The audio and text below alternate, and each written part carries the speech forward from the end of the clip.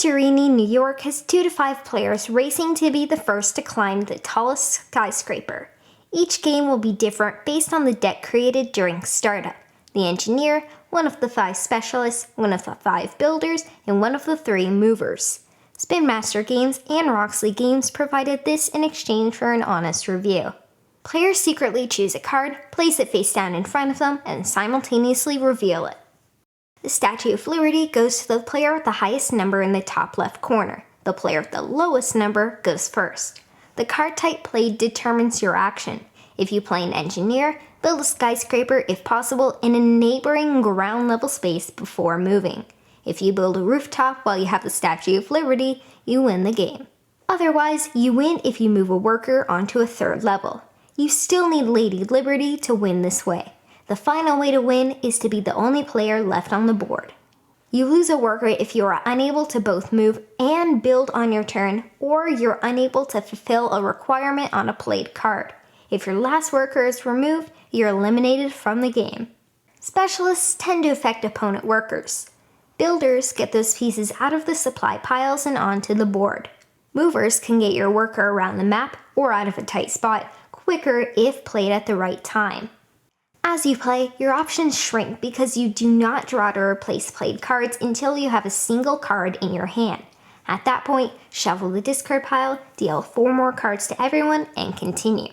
Play cards, move your workers, and build, or block, your way to victory. That's Santorini, New York. Our games of Santorini, New York, including Setup and Takedown, have been around 20 minutes. I think 4 or fewer players could play on a coffee table. The entire area, main and 4 players, is the size of many typical board game boards. I personally prefer at least 3 players. The player interaction is much higher. With 2, it's easier to get away from the other player. If you just chase after one another, nothing is getting built, and anyhow. The game is more about icons than reading, although the player should be able to read at a grade 1 level. There's no math. The tactical gameplay and hand management is the real puzzle, but I think even experienced 6-year-olds could give this a shot. In our 6-play Santorini, New York, I had a single floor in front of me that I placed earlier, but was trapped by water on one side and skyscrapers on 2 others. Thanks, Mom and Dad. Speaking of Dad, he built a first floor next to the one I built. He popped over to mine, then built a 2nd floor on his, then climbed up.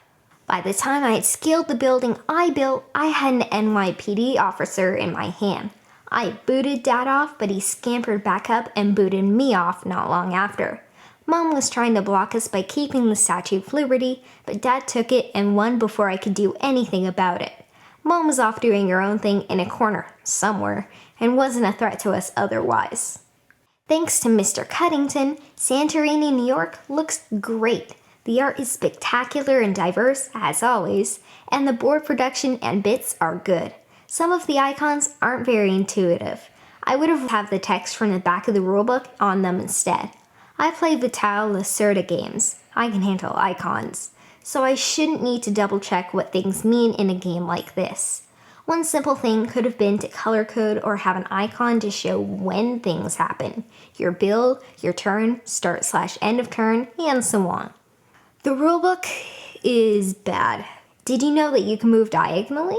The first image in Moving and Building shows it, but it isn't flat out explained. The taxi driver says you can move in any direction, including diagonally, which sounds like an exception rather than a rule. We had to go to Board Game Geek during a handful of our games to see if anyone had the same questions as us.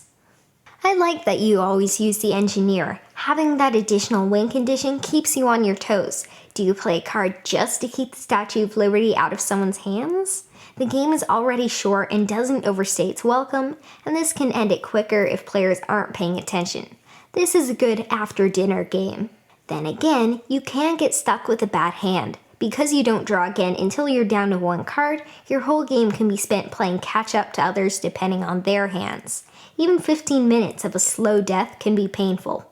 There are about 1 million abstracts out there for 2 players. This is pretty cool that it supports up to 5, but the 2-player game is the worst player count. What's weird is the original Santorini is probably best with just 2 players. Santorini, New York is a city-building abstract with tactical randomness. It looks great, but it needs a second edition to fix the problems I have with it. The rulebook can be updated as a PDF. My dad showed me on BGG that this has already happened, but the cards can't be fixed as easily.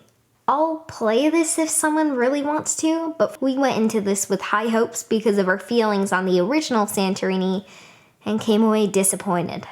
I personally recommend you stick with the original Santorini and one of the many great abstracts on the market: Raptor, Onitama, Shobu, Hypergrid, Patrick, the GIF series, Chess. Take your pick.